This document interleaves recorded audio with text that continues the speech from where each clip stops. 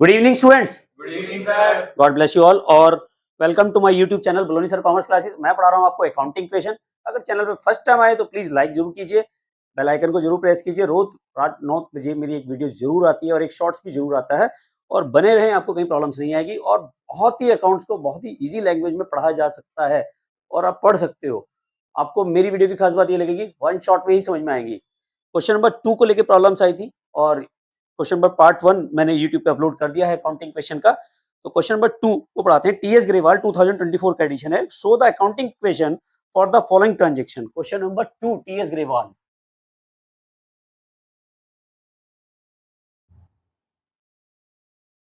अच्छा, ये तो पता है अकाउंटिंग क्वेश्चन क्या होती है, asset is equal to liability plus capital होती है। तो यहाँ पे क्वेश्चन में देखो कह रहा है Gopinath started business with cash 25,000।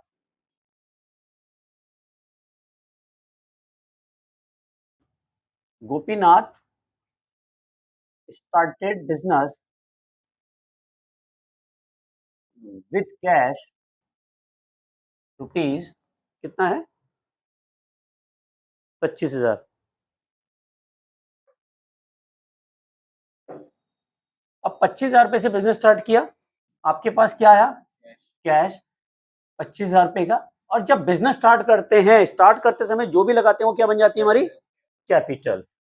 तो लायबिलिटी में तो कोई चेंजेस नहीं, कैपिटल आ गई हमारी 25,000। अकाउंटिंग क्वेश्चन हमारी बराबर होगी asset is equal to liability plus capital. Second देखो purchase goods from Shyam 10,000। Purchase goods from Shyam rupees 10,000। अब देखो जब भी नाम आएगा तो समझ लेना उधार है। इसने कहा purchase goods from Shyam, Shyam से उधार सामान खरीदा।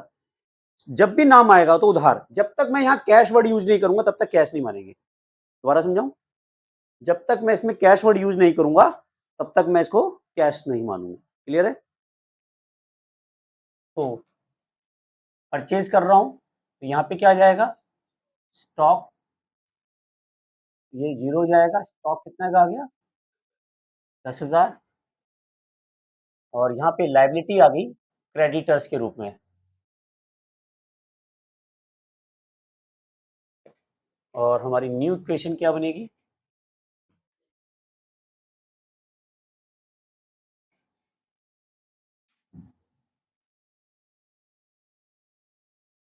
25,000 plus 10,000 is equal to 10,000 plus 25,000।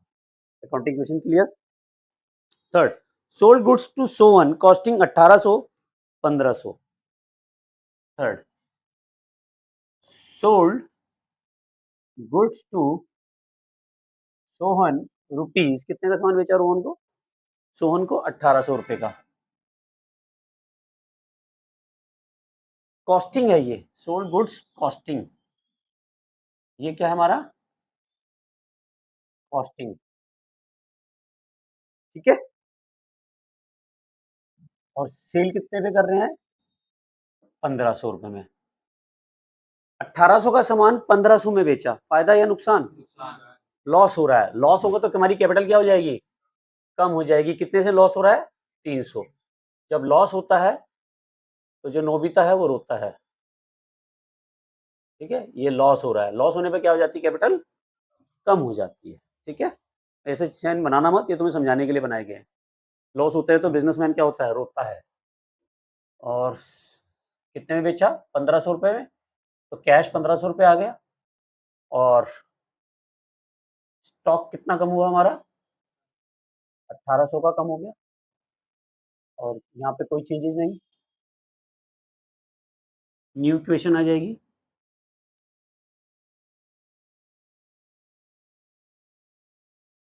26,500 plus 8,200 is equal to 10,000 plus 24,700। समझ में आ गया। Fourth number, Gopinath withdrew from business, Gopinath withdrew from business. अब गोपीनाथ ने बिजनेस से विड्रॉ किया,